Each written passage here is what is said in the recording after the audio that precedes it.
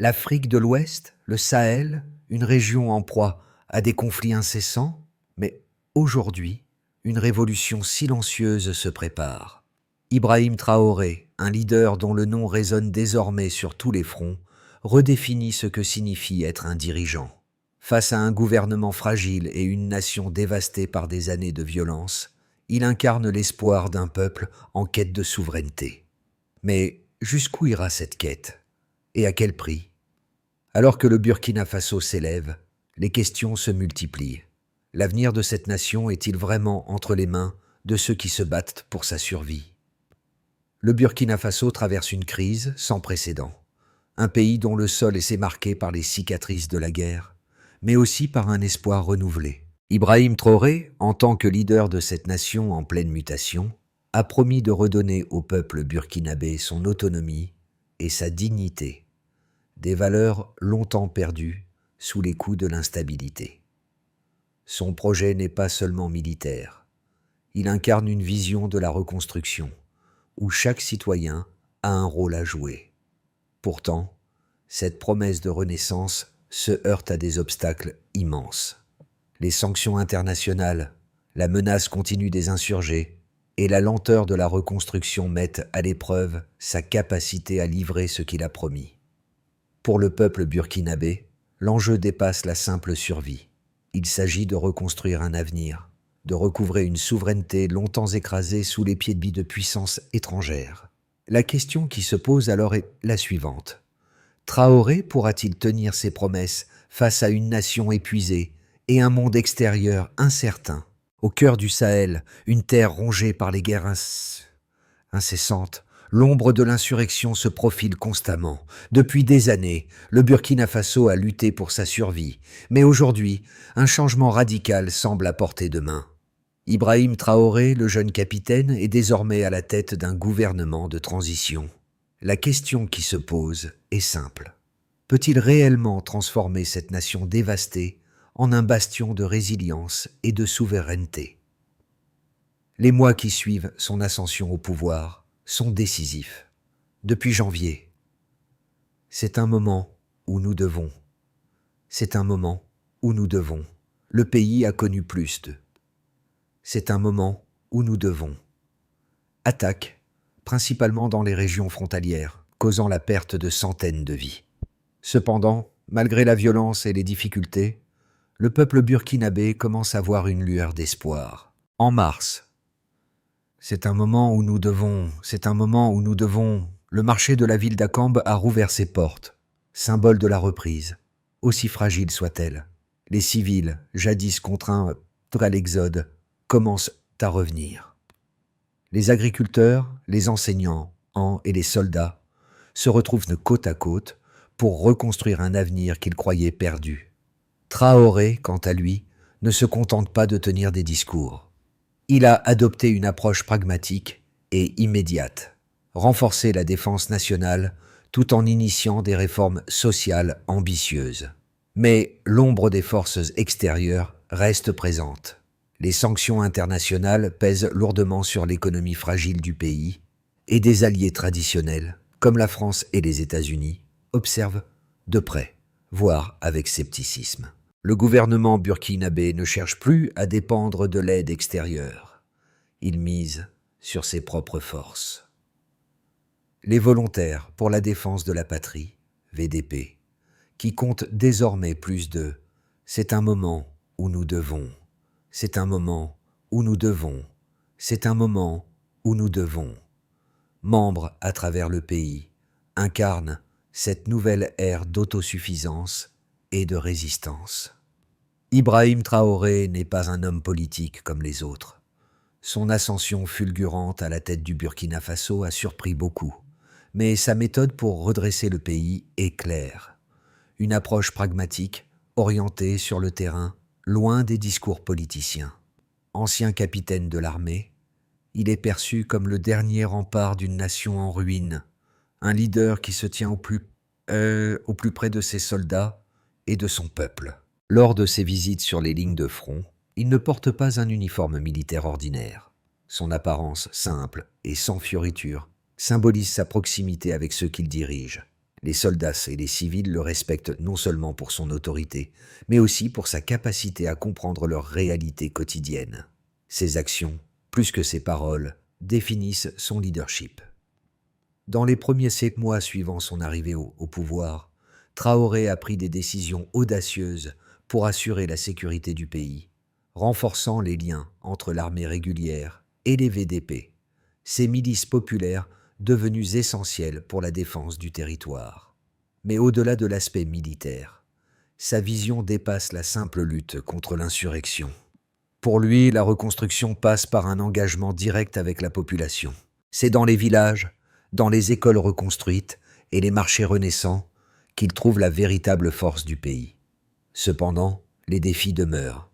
Peter Traoré doit naviguer entre les pressions internes du peuple et les regards sceptiques des puissances internationales. Son leadership est mis à l'épreuve, mais il semble déterminé à poursuivre sa mission, redonner au Burkina Faso sa dignité et son indépendance. Depuis l'ascension d'Ibrahim Traoré au pouvoir en « C'est un moment où nous devons »,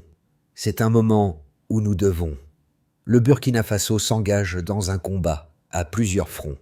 Une lutte pour la survie, mais aussi pour la reconstruction d'une nation dévastée par des années de guerre et d'instabilité. Le processus est loin d'être facile, mais la volonté de la population et du leadership de Traoré fait émerger des signes de progrès. Tout commence par un événement décisif. La reprise du contrôle de la ville de Tenko, un bastion stratégique où les forces burkinabées, soutenues par les VDP, affrontent les insurgés sur le terrain. Au début de l'année, les routes principales étaient encore coupées et les villages désertés. Mais les opérations militaires ont permis de rouvrir ces routes vitales, marquant ainsi un premier succès militaire. Dans le même temps, Traoré fait preuve d'une vision plus large que celle d'un simple dirigeant militaire. Son gouvernement, tout en consolidant la sécurité, commence à se concentrer sur la reconstruction économique et sociale. Des projets pour rétablir l'infrastructure du pays sont lancés. Des puits sont réparés, des écoles rouvertes et des cliniques réinstallées. Cependant, les menaces sont encore omniprésentes. L'armée régulière, bien que renforcée, doit constamment faire face à des attaques de plus en plus sophistiquées, en particulier dans l'est du pays, où les groupes armés continuent de déstabiliser la région. Le soutien des VDP est crucial pour maintenir la pression sur ces groupes, mais leur manque de formation et de ressources demeure un défi.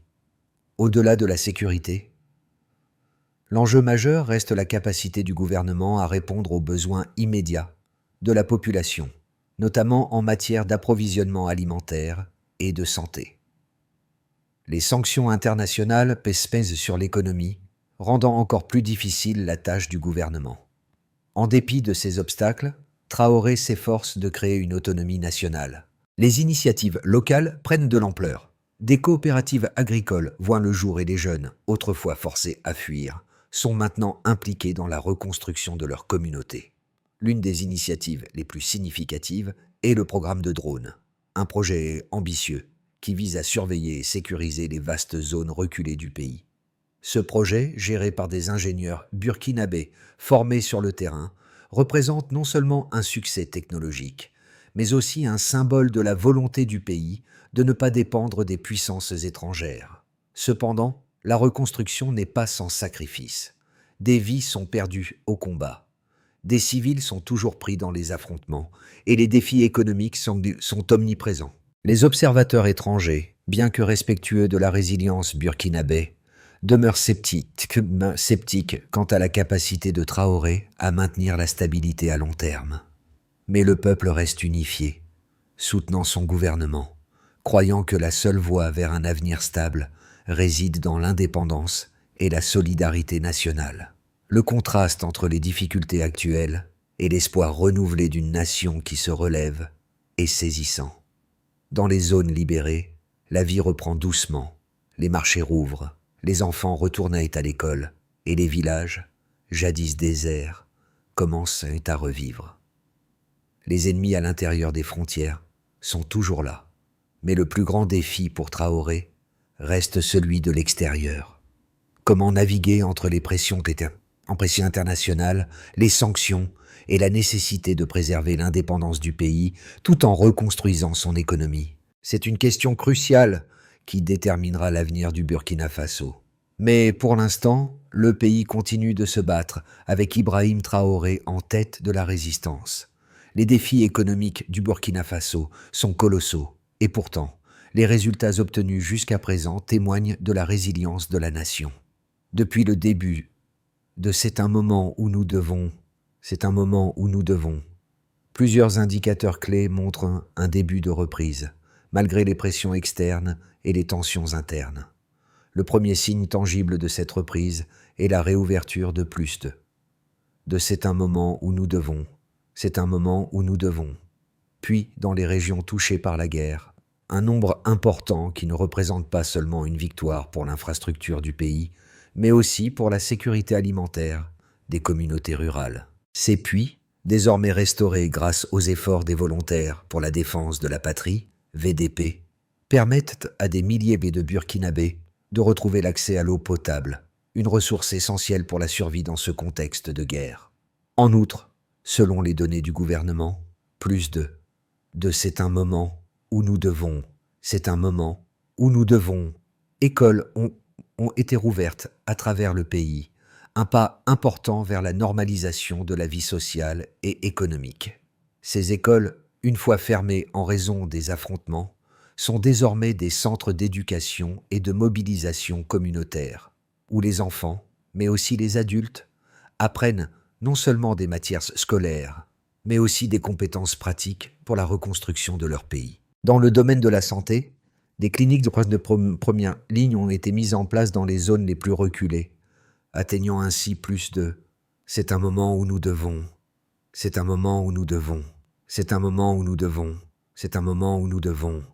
personne. Ces centres de santé, bien que provisoires, offrent des soins vitaux à des populations qui étaient auparavant coupées de tout accès aux services médicaux. Les données disponibles montrent également une légère diminution des taux de mortalité dans ces zones, signe que les interventions de santé publique commencent à porter leurs fruits.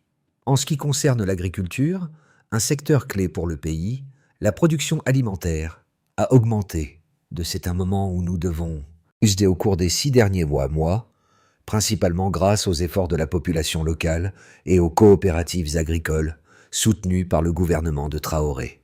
Les semences distribuées dans le cadre de ce programme ont permis de relancer la culture de céréales, augmentant la sécurité alimentaire et réduisant la dépendance à l'aide extérieure.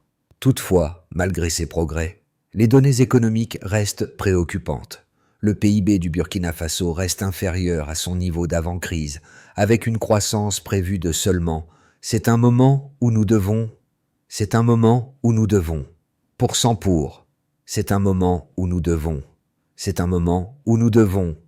bien en dessous de la moyenne régionale de l'Afrique de l'Ouest.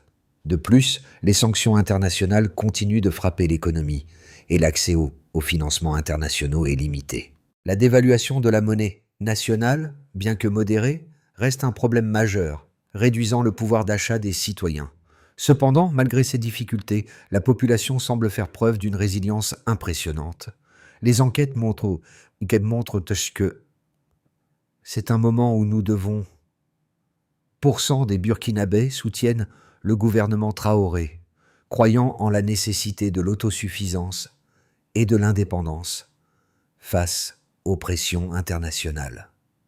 Ces chiffres soulignent l'importance de l'unité nationale et de la solidarité, qui sont devenus des moteurs de la reconstruction. Néanmoins, le gouvernement burkinabé doit encore faire face à de nombreux défis pour stabiliser l'économie et continuer sur cette voie de reconstruction. Les rapports du FMI et de la Banque mondiale recommandent des réformes structurelles profondes pour permettre au pays de se redresser à long terme. Mais pour l'instant, les preuves sur le terrain témoignent de progrès significatifs, prouvant que la résilience du peuple burkinabé pourrait être la clé pour surmonter cette crise sans précédent. Les critiques envers Ibrahim Traoré ne manquent pas.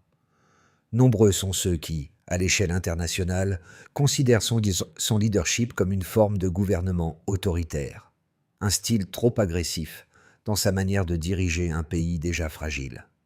Les sanctions imposées par les puissances occidentales en réponse à sa prise de pouvoir sont perçues comme un obstacle majeur à la reconstruction du Burkina Faso. Cependant, il existe un autre argument en faveur de Traoré et de son approche, celui de la nécessité d'un leadership fort et décisif dans un contexte de guerre civile et d'insurrection.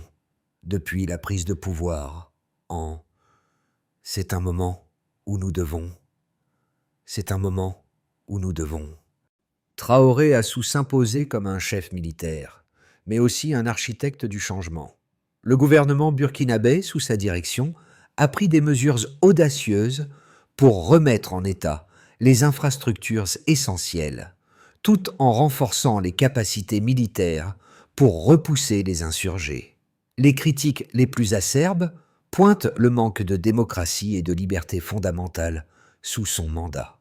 Pourtant, ses détracteurs oublient souvent le contexte dans lequel Traoré a dû prendre ses décisions. Le Burkina Faso, un pays autrefois gouverné par une élite déconnectée de ses réalités, se trouve aujourd'hui face à un ennemi intérieur menaçant l'intégrité même du territoire. Dans ce contexte, les décisions de Traoré visent principalement à préserver l'unité nationale, à restaurer la souveraineté et à garantir la sécurité du pays. Ceux qui l'accusent de dérive autoritaire négligent souvent la réalité que sans une stabilité politique forte et un contrôle centralisé, le pays risquerait de se fragmenter, comme l'ont fait d'autres nations du Sahel. Par ailleurs, il est important de noter que la méthode de Traoré repose également sur une volonté de renforcer l'autonomie du Burkina Faso. Il est en train de transformer la dynamique du pays, en insistant sur la production locale et la réduction de la dépendance à l'égard des puissances étrangères. Si l'on compare son approche à celle d'autres leaders de la région, comme ceux du Mali ou du Niger, il devient évident que Traoré suit une ligne similaire, mais avec une vision plus inclusive de la reconstruction sociale. Son engagement envers les volontaires pour la défense de la patrie, VDP, illustre cette approche. Il ne se contente pas de renforcer l'armée régulière, il fait en sorte que chaque citoyen soit acteur du changement. Certes, ce modèle est loin d'être parfait, et des ajustements se sont nécessaires. Mais pour un pays qui a été dévasté par des années de guerre, la volonté de rebâtir sur des bases solides et indépendantes est un atout majeur. Loin d'être un chef autoritaire isolé, Traoré incarne un espoir, celui d'un peuple qui reprend son destin en main, malgré les obstacles et les doutes qui persistent à l'intérieur et à l'extérieur du pays. L'histoire jugera peut-être ce modèle, mais pour le moment, le peuple burkinabé semble vouloir lui accorder sa confiance.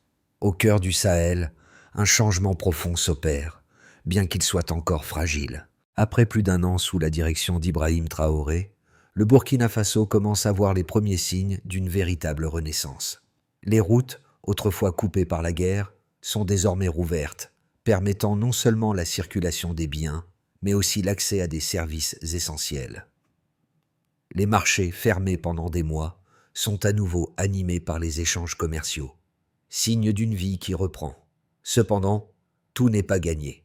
Les combats se continuent dans l'est du pays, et bien que les VDP jouent un rôle crucial dans cette résistance, les pertes humaines restent tragiquement élevées. Le défi est de taille. Assurer la sécurité tout en reconstruisant les infrastructures, l'économie et la cohésion sociale.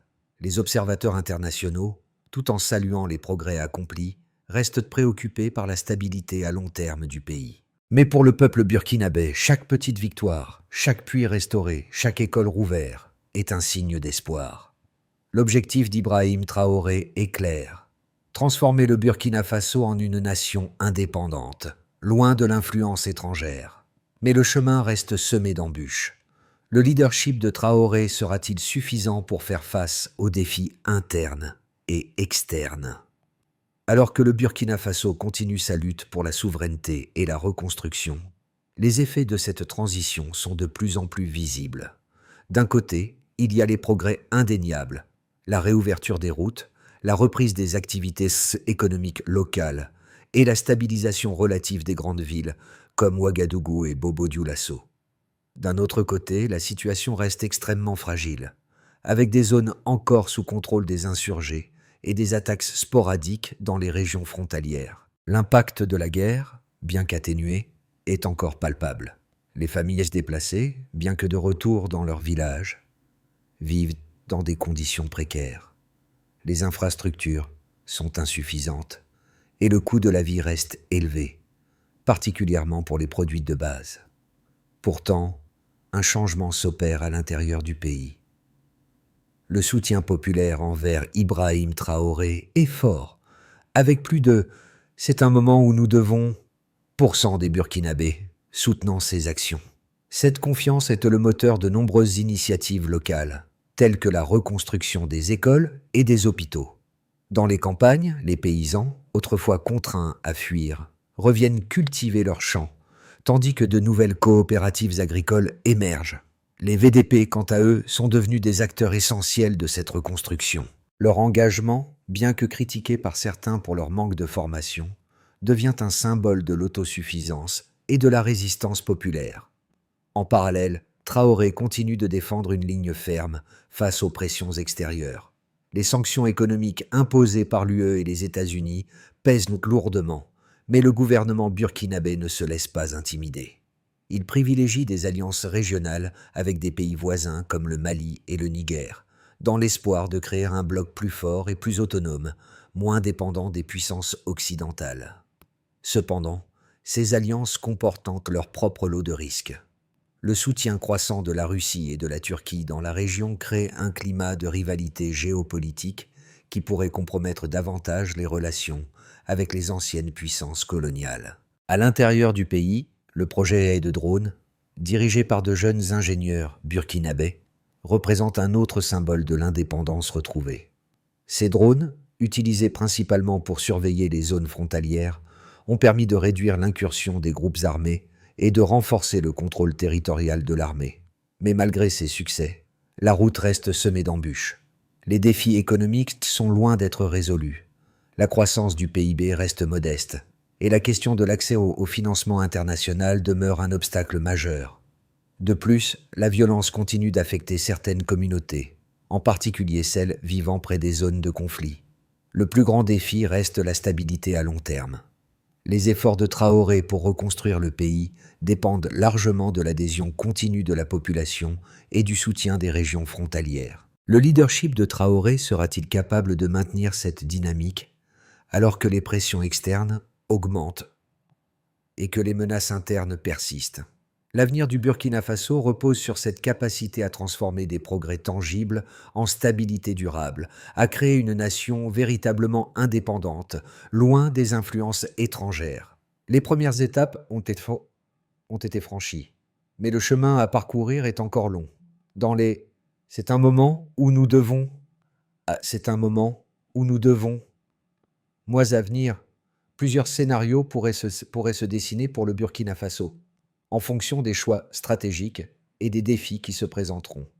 Le premier scénario, celui de l'optimisme modéré, envisage une continuité des progrès actuels, avec des résultats positifs dans la reconstruction des infrastructures et la stabilisation du pays. Si Traoré parvient à maintenir l'unité nationale et à renforcer la confiance de la population, on pourrait assister à une consolidation de la paix, particulièrement dans les régions jusqu'ici les plus déstabilisées. Les volontaires pour la défense de la patrie, VDP, qui continuent à jouer un rôle central, pourraient voir leur rôle renforcé, non seulement dans la sécurité mais aussi dans la reconstruction. Cela permettrait de renforcer l'autosuffisance du pays et de réduire la dépendance à l'aide internationale. Les relations avec les pays voisins comme le Mali et le Niger pourraient aussi se renforcer, ouvrant la voie à une coopération régionale plus étroite. Ce scénario, bien que prometteur, ne serait pas sans défi. L'instabilité économique resterait une menace constante, notamment avec la difficulté d'accéder aux financements internationaux et les sanctions en cours. Le risque d'escalade des tensions avec les groupes armés reste également élevé, particulièrement dans les régions frontalières. Le deuxième scénario, celui de la dérive autoritaire, décrit un Burkina Faso où Ibrahim Traoré renforce son pouvoir personnel au détriment de la démocratie. Face aux pressions internes et externes, le gouvernement pourrait se durcir, limitant davantage les libertés individuelles et réprimant les voix dissidentes. Bien que ce scénario puisse garantir une certaine stabilité à court terme, il risquerait de nuire à l'image du pays sur la scène internationale, exacerbant les tensions avec les puissances occidentales. La solidarité populaire pourrait s'effriter, notamment si les conditions économiques ne s'améliorent pas rapidement.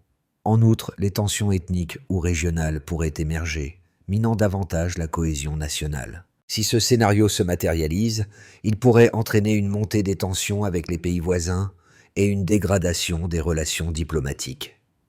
Enfin, le scénario pessimiste envisagerait une détérioration de la situation sécuritaire et économique, avec une résurgence des attaques des groupes armés dans plusieurs régions du pays. La progression vers une véritable stabilité serait ralentie, voire interrompue, en raison des conflits internes persistants et de l'incapacité du gouvernement à fournir des services essentiels à la population. Les sanctions internationales et le manque de ressources financières pourraient également exacerber la situation, entraînant une crise humanitaire. La division sociale pourrait s'accroître, car les Burkinabés se retrouveraient de plus en plus isolés, sans soutien extérieur ni progrès interne significatif. Dans ce scénario, le leadership de Traoré serait mis à l'épreuve, et le pays risquerait de retomber dans un état de chaos similaire à celui des premières années du conflit. Dans tous ces scénarios, le rôle de la population burkinabé reste crucial. Leur capacité à soutenir la direction de Traoré et à participer activement à la reconstruction sera le facteur déterminant dans la direction que prendra le pays.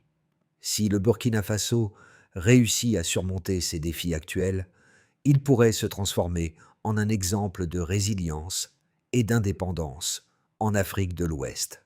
Sinon, le pays pourrait se retrouver dans une impasse où la paix et la prospérité demeurent des objectifs lointains. Le Burkina Faso, ce pays qui a connu d'innombrables épreuves, est aujourd'hui à un carrefour décisif. La route vers la paix? Dire la paix et la prospérité est semée d'embûches, mais chaque petit progrès accompli par le peuple burkinabé résonne comme un message fort, celui de la résilience. Pour les Burkinabés, la reconstruction ne se mesure pas seulement en termes de routes et d'infrastructures, mais en termes de dignité retrouvée et d'espoir renaissant. La question que chaque citoyen se pose aujourd'hui est celle-ci. Allons-nous continuer à nous battre pour un avenir meilleur, ou allons-nous sombrer dans le désespoir? Dans les régions touchées par la guerre, la situation est plus compliquée. Et pour ses habitants, la guerre n'est pas seulement une question de sécurité, mais aussi de survie quotidienne.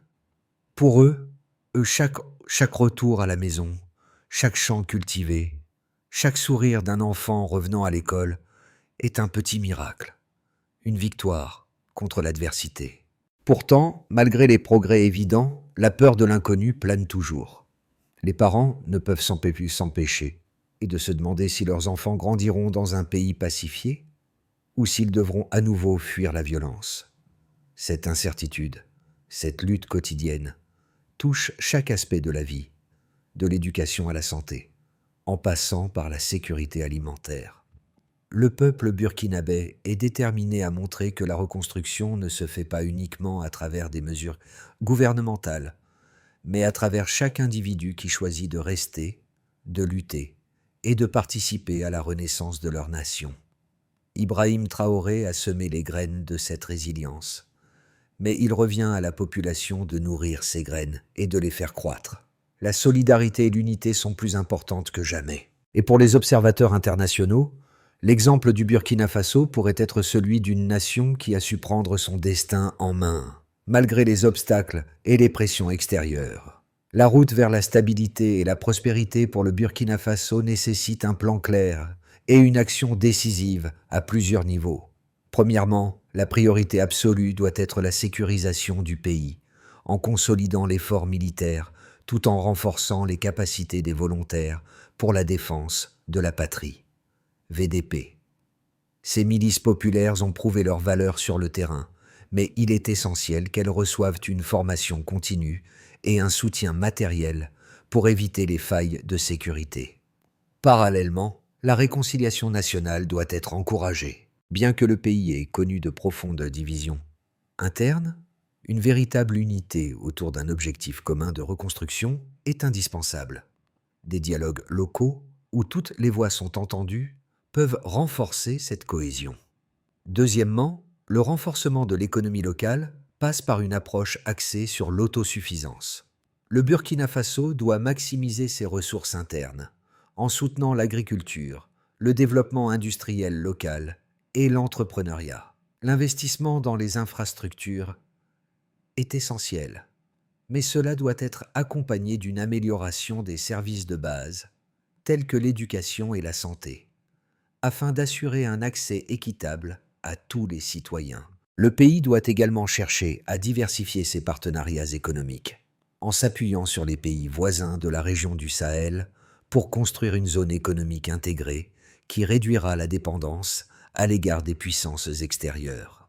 Enfin, la diplomatie internationale joue un rôle crucial.